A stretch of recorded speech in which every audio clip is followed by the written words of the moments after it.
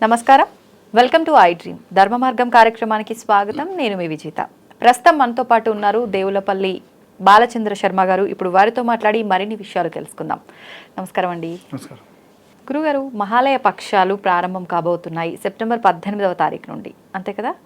అయితే ఈ మహాలయ పక్షాలని ఏ రకంగా ఉపయోగించుకోవచ్చు? చాలామంది పితృదోషాలతో బాధపడుతూ ఉంటారు. అటువంటి వారు ఉపయోగించుకోవడానికి ఇది ఒక మంచి అవకాశం అనే చెప్పొచ్చు అంటారా? ఏం చేస్తే బాగుంటుంది మహాలయ పక్షాల్లో? ఈ మొత్తం ఈ 15 నుంచి 16 రోజులు వీలు కాని వాళ్ళు ఏదైనా ఒక్కరోజు చేసుకోవాలి అని అంటే ఏ రోజున చేసుకునే అవకాశం ఉంటుంది? శ్రీమాత్రే నమః, శ్రీ గురుభ్యో నమః. ఐ డ్రీమ్స్ ప్రేక్షకులకు నమస్కారం. మహాలయ పక్షము అని అంటేనే, మహాలయం అంటేనే విపరీతమైనటువంటిది, సర్వం మింగేసినటువంటిది. ఒక మనిషి గతించాడు అని అంటే, అతను చనిపోయాడు అంటేనే ఈ విపరీతం జరిగిపోయింది, మా సర్వం కోల్పోయాము అని అర్థం. ఆ ఇంట్లో ఉన్న వారి యొక్క తల్లి కానీ తండ్రి కానీ లేదా గార్డియన్ ఎవరైతే పెంచిన వారు ఉంటే వారు కానీ చనిపోయినటువంటి తిథి ఏమిటో తెలియదు అనుకోండి. సాధారణంగా ఏంటంటే అసలు ఎవరు చనిపోయినా ఏం చేయాలి అని అంటే, చనిపోయిన వారి యొక్క తిథి ఉంటుంది. పలానా భాద్రపద మాసంలో లేదా పలానా ఫాల్గుణ మాసంలో పౌర్ణమి తర్వాతకు వచ్చేటువంటి పంచమి రోజున చనిపోయారు. కానీ వాళ్ళకి వెళ్ళిపోయింది, అప్పటికే ఫాల్గుణ మాసం వెళ్ళిపోయింది, ఈ పంచమి కూడా వెళ్ళిపోయింది, అయ్యో నేను తిథి చేయలేదు అనుకున్న వారు ఎవరైతే ఉంటారో వారందరికీ కూడా ఈ పితృపక్షాలు అని అంటారు. ఈ 15 రోజులు, ఈ 15 రోజులు శుభకార్యాలు చెయ్యరు ఎవరు కూడా. ఎటువంటి శుభకార్యాలు చేయకుండా కేవలం పితృదేవతలకు సంబంధించినటువంటి కార్యక్రమాలు మాత్రమే విశేషంగా చేస్తూ ఉంటారు. దానిలో భాగంగా ఎవరైనా ఇందాక నేను చెప్పినట్టుగా ఆ మాసం వదిలిపెట్టేసి తిథి గుర్తుంది అనుకోండి, పంచమి రోజున చనిపోయారు, చవితి రోజున చనిపోయారు, పౌర్ణమి తర్వాతకు వచ్చేటువంటి పాడ్యమి, విద్య, తదియ, చవితి, పంచమి, ఇలా 15 రోజుల్లో ఏ రోజు చనిపోతే ఈ మహాలయ పక్షములో, ఈ పితృపక్షాలలో, పక్షం అంటే 15 రోజుల్లో ఆ తిథి నాడు వారికి తిల తర్పణాలు చేయాలి. నువ్వులు నీళ్లు అద్ది నీళ్లు పోసేసుకొని తర్పణంగా విడిచిపెడుతూ వారి యొక్క బ్రాహ్మణ్ణి పిలిచి వారి యొక్క తండ్రి పేరు లేదా తల్లి పేరు ఎవరైతే గతించారో వారి పేరు, వాళ్ళ యొక్క ముందు తరము, అంతకంటే ముందు తరము, అంతకంటే ముందు తరాల 4 తరాల పేర్లు చెప్పాలి.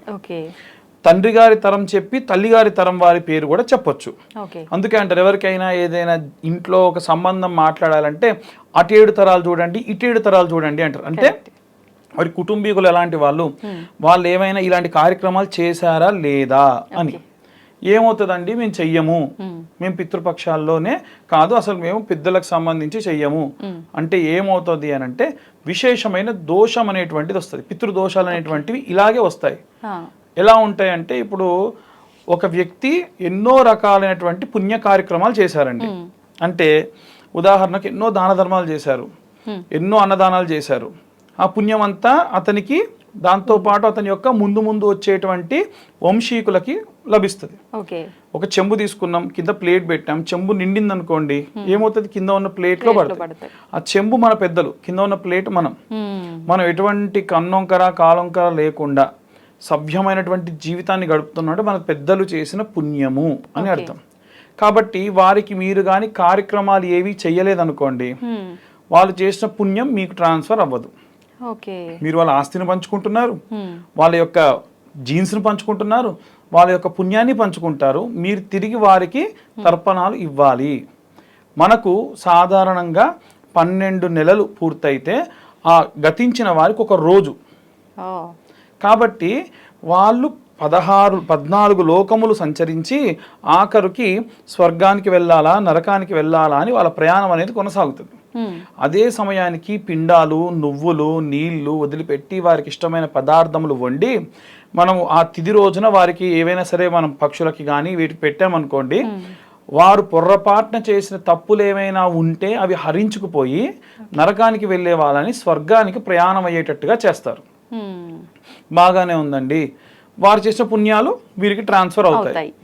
మీరు ఆ తిథి రోజున చెయ్యలేదు, ఇంకేం చేయాలి? ఈ పక్షములో 15 రోజుల్లో పితృపక్షాల్లో ఆ తిథి నాడు చేయడం శ్రేష్టము. అలా చేయడం వల్ల పితృదోషాలు ఏమైనా ఉంటే పోతాయి. ఇప్పుడు ఈ తర్పణాలు పిండాలు ఇవన్నీ మా వల్ల కాదు, మేము ఎప్పుడు చేయలేదు, చెయ్యము అనుకున్న వాళ్ళు ఓన్లీ వాళ్ళకి నచ్చిన పదార్థాలు వండి పెడితే సరిపోతుందంటారా? మగపిల్లలు ఉంటే, ఆడపిల్లలు అంటే మీరు అన్నట్టు పాపం నువ్వులు నీళ్లు వదిలిపెట్టడం అనేటువంటిది ఆర్య సంస్కృతిలో చేస్తారు నార్త్ ఇండియా, కానీ మన వైపు చేయరు. మరి అలాంటి వాళ్ళు ఏం చేయాలి అంటే మీరు చెప్పినట్టు ఆ పదార్థములు వండి అవే కూరగాయలు, బియ్యము, ఉప్పు, అందుకే మనకి అమావాస్య తెలంగాణ ప్రాంతంలో ఆ పక్షములో వచ్చే ఆఖరి అమావాస్య నాడు ఉన్న అమావాస్యని మనకు పెద్దలకు ఇచ్చేటువంటి పొత్తర అంటారు. అంటే ఆకు ఇస్తరాకులో వారికి ఉన్నటువంటి కూరగాయలు, బియ్యము, ఇష్టమైన కూరగాయలు మాత్రమే అవన్నీ పెట్టి బ్రాహ్మడికి దానం ఇస్తారు. అందుకే దాన్ని పెత్తర్ల అమావాస్య, మహాలయ అమావాస్య అని పిలుస్తారు. కాబట్టి అధమంలో అధమం ఆ తిథి నాడు చేయకపోతే అమావాస్య నాడు బ్రాహ్మడికి దానం చేయండి. ఆడపిల్లలున్నా చేయొచ్చు, మగపిల్లలే చేయాలని లేదు. తిలతర్పణములు ఎవరన్నా తెలిసిన బ్రాహ్మడు ఉంటే ఆయన చేస్తా అంటే ఆయనకు కూడా తల్లిదండ్రులు లేరు అనుకోండి, ఆయన వీరి కోసమని చేయవచ్చు, దోషం లేదు. కొంతమంది పాటించరు, నేను చెయ్యమండి అంటారు. వీరి అన్నో తమ్ముడో ఉంటే చేయొచ్చు, ఎవరూ లేరు, కేవలం స్వయం పాకాన్ని అంటే ఆ పొత్తరని ఇచ్చేసి దానంగా ఇచ్చేసేయచ్చు. దోషం అనేటువంటిది అక్కడితో పోతుంది. లేదు ఉదాహరణకు ఆడపిల్లలు అయ్యుండి అప్పుడు ఇంకా డేట్ సమస్య వచ్చుండొచ్చు, మెన్సెస్ ప్రాబ్లంలో ఉండుండొచ్చు, ఆ సమయం కూడా పోయింది, ఇంకేం చేయాలి అంటే పీరియడ్ సమయంలో ఇలాంటి ఇవ్వకూడదు. అప్పుడు ఏం చేయాలి అనంటే నారాయణ బలి అనేటువంటి పితృదోషాలకు సంబంధించినటువంటి, అంటే స్కిప్ అవుతా ఉంది, ఒక 3-4 years ఇలా అయిపోయింది, నాకు అప్పుడే డెలివరీ టైం వచ్చింది, నాకు అదే సమయానికి ఇంకొక ప్రాబ్లం వచ్చింది, ఏం చేయాలి అనంటే ఆ సమయంలో వీలైనంత వరకు ఈ నారాయణ బలి అనేటువంటి పూజా విధానాన్ని నాసిక్లో కానీ త్రయంబకేశ్వర్లో కానీ ఇలాంటి కొన్ని ప్రదేశాల్లో ప్రత్యేకమైనటువంటి బ్రాహ్మణులతో మేము చేయిస్తాం. అలా చేయించవచ్చు. కానీ అలా చేయించి వచ్చిన తర్వాతకైనా ప్రతి పక్షములో కనీసం అమావాస్య నాడు దేవాలయానికి వెళ్ళైనా సరే మీరు స్వయం పాకం అనేటువంటిది ఇవ్వడం అనేటువంటిది శ్రేష్టం. దానివల్ల ఏవైనా పితృదోషాలు ఉంటే, ప్రత్యేకంగా ఉన్నటువంటి పితృదోషములు ఏమైనా ఉంటే పోతాయి. ఇక ఈ పితృపక్షంలో ఇంకా కొన్ని మనం ప్రత్యేకంగా చేసుకోవాల్సినటువంటి రెమెడీస్ ఉంటాయి. ఏంటండి అవి? ఇప్పుడు కొన్ని రుణ బాధలు ఉంటాయండి. మీ తండ్రి గారో తల్లి గారో ఎవరైనా సరే అప్పులు చేస్తే ఫిజికల్గా కనిపించేటువంటి అప్పులు తీర్చారు, సరే బాగానే ఉంది. ఒక జీవి మీ ఇంటి చుట్టే తిరుగుతుంది, మీ చుట్టూ ఒక కుక్క తిరుగుతుంది అనుకోండి. ప్రత్యేకంగా నోరులేని జీవాలకి దానా ఈ పక్షంలో ఇవ్వడం శ్రేష్టం. నల్ల కుక్క గనక కనిపిస్తే రొట్టెల్ లాంటి పదార్థాలు వాటికి తినిపించాలి.